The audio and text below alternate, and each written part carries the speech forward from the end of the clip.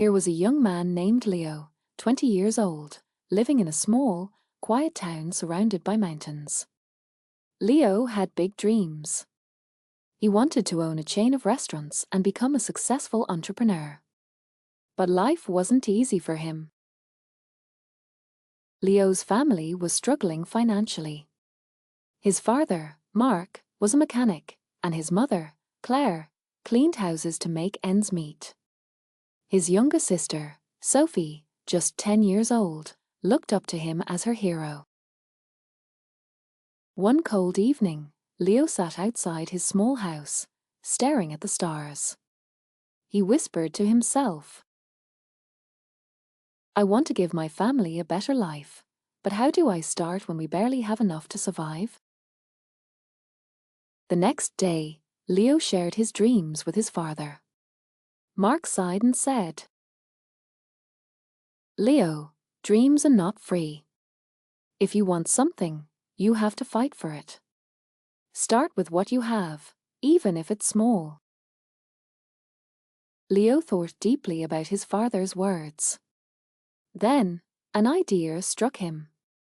He noticed that in his town, people loved fresh bread but had to travel far to buy it. He decided to start selling fresh bread locally. But there was a problem. Leo had no money to buy the bread.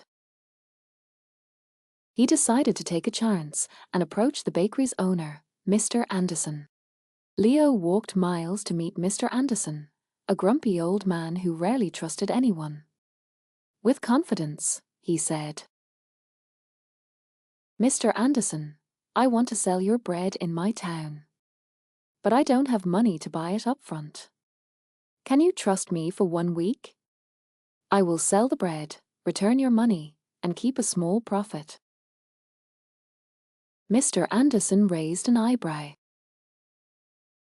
"And why should I trust you, young man?" he asked. Leo replied firmly, "Because I am determined. I will work hard to prove myself." After a long pause, Mr. Anderson said, "All right. I'll give you bread for 1 week. But if you fail to pay me back, don't bother coming here again." Leo was thrilled. Early the next morning, he carried the bread back to his town and set up a small stand near the park. He greeted every passerby with energy and a smile, saying, "Eat fresh bread. Warm and delicious."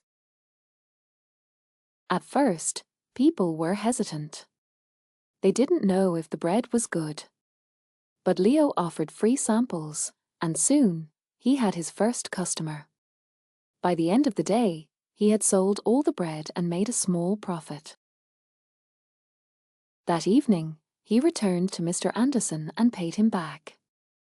The old man nodded and said, "You kept your word. Come back tomorrow." From then on, Leo worked tirelessly. He woke up at 4 a.m., walked to the bakery, carried bread to his town, and sold it with passion. After 2 months, he had saved enough money to buy a small cart, making it easier to transport more bread. One day, a customer suggested, Leo, why don't you bake your own bread? You're good at selling, but if you bake, you'll make more profit." This idea excited Leo, but it also scared him. He had never baked anything in his life. This was the moment he realized. Nothing is free. Not success. Not knowledge. Not growth. If I want to succeed, I must take risks and learn. Leo decided to ask Mr. Anderson for help.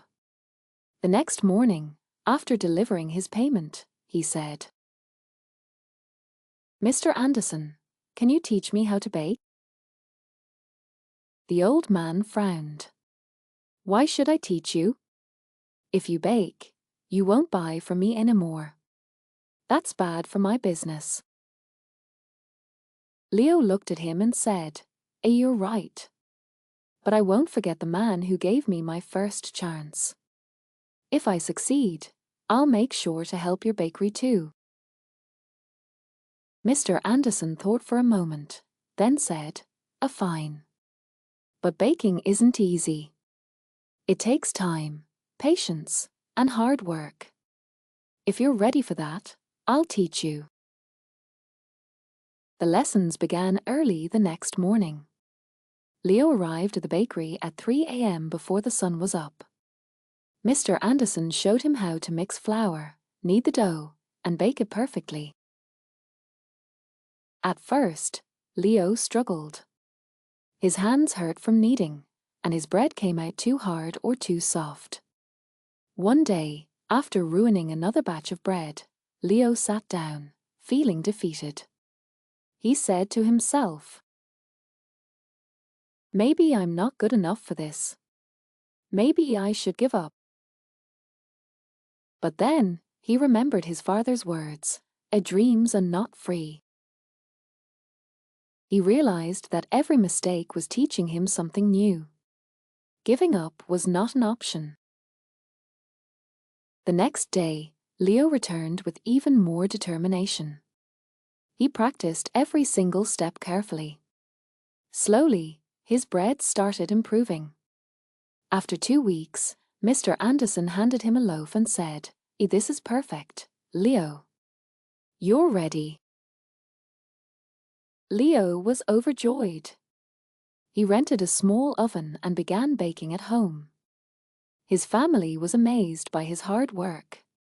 Sophie helped him pack the bread, and his mother made tea for him while he worked late into the night. Soon, Leo wasn't just selling bread. He started making cookies and pastries too. People in the town loved his products. They said, "Leo's bread tastes better than anything we've had before." But success wasn't easy. One day, a new bakery opened in town, run by a young man named Eric. His shop was big and fancy, with colorful signs and decorations. Curious, people started buying from him instead. Leo noticed his sales dropping. He felt scared. What if I lose everything I worked so hard for? But instead of panicking, Leo decided to improve. He listened to his customers and asked, "What do you like about Eric's bakery? What can I do better?" Some said, "Eric's shop looks clean and pretty." Others said, "His cakes have beautiful designs." Leo realized he needed to grow, not just as a baker, but as a businessman. Using his savings, he painted his cart, added bright decorations, and started offering free samples of his new pastries. He even learned how to decorate cakes by watching videos in the library. Slowly, customers returned to him. Months passed, and Leo's business grew. He saved enough money to rent a small shop. It wasn't as big as Eric's, but it was warm and welcoming. He named it Leo's Fresh Bakes. Every morning, he woke up before sunrise, baked fresh bread, and opened his shop with a smile. His parents and Sophie helped him run it. Leo had built more than a bakery. He built a life full of purpose, respect, and pride. And so can you. Whatever your dream is, don't stop chasing it. Remember, nothing is free, but everything is possible.